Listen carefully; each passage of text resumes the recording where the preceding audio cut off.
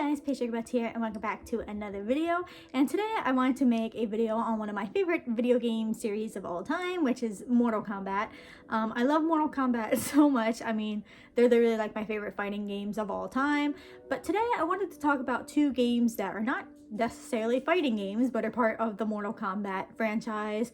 And yeah, I just wanted to randomly talk about them today, especially with the Mortal Kombat Legacy Collection that just came out recently. Now more people get the chance to play these games. So yeah, I just wanted to talk about them today. And those two games is Mortal Kombat Sub-Zero Mythologies and Mortal Kombat Special Forces. Both very interesting games, and both of these games originally came out on the ps1, so they're both very old.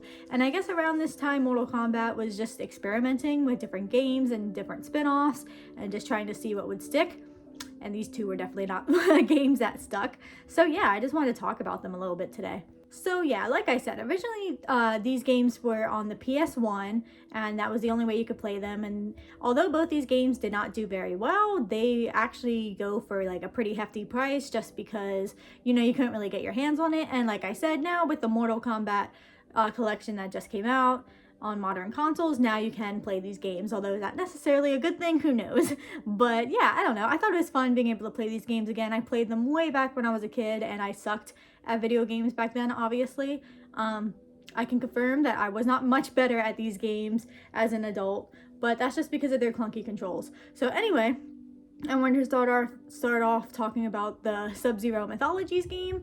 And yeah, this game was just very unique. The controls were definitely very bad, very clunky, hard to control, but it was very interesting that they kind of played around with the idea of using like real actors. I mean, obviously they did that in the original fighting games and stuff like that, but like to use actual like acted out cutscenes, I don't know, I thought that was very interesting. Obviously they were very cringy, and just the dialogue was very bad. It was bad, but I don't know, it was kind of fun that they just like experimented with something else. So that was like the first like red flag with this game, I guess you could say.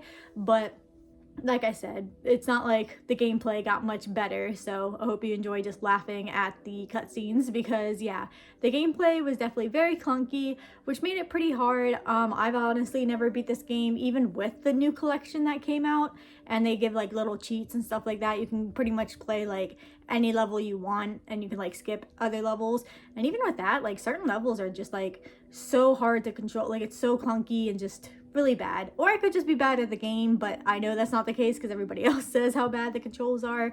So yeah, unfortunately I didn't get to finish this one, but I had fun with the death animations and the crazy cutscenes and whatnot.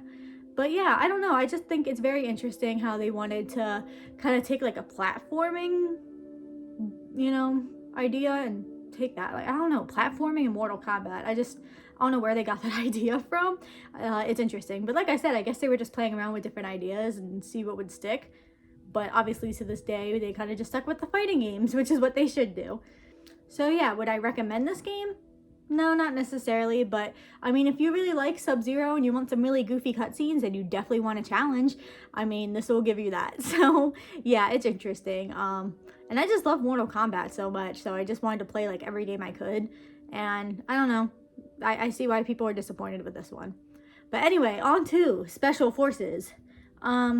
This one was, let me say, frustrating. I actually literally made it to like the last stage of the game. I was probably like 10 minutes like until I finished the game, but then I died one last time and the game started over completely, because you only have like a certain amount of lives, and you can find lives throughout the game, but like I wasn't really dying in the game until the end of it, and then that's where I died like for good, and then I had to start the game all over. And I was just really sad. I was just like, this game took me like 2 hours to play, and like I don't want to start all over again. So it was a bummer for sure. But yeah, I was probably about like 10 minutes away from beating the game, and I probably would have died on the final boss anyway, but it was just definitely a bummer. Yeah, the controls in this game is also very clunky. There's different weapons and stuff you can unlock, which is cool, I guess, but I don't know. Just again, Mortal Kombat is like a shooter and you play as Jax, which don't get me wrong, I like Jax, but there are like much more interesting characters in Mortal Kombat. And I don't know, I thought it would be cool if like you'd see more characters like Sonya, like maybe if she was playable, or even if you just got to see her. Like, I don't know, it was just weird. And like the characters they chose to be in this game, I mean, obviously it made sense that Kano was like the bad guy, that made sense, but then just some of the other people they chose, I don't know, it was just so random. I don't know, weird game, super weird.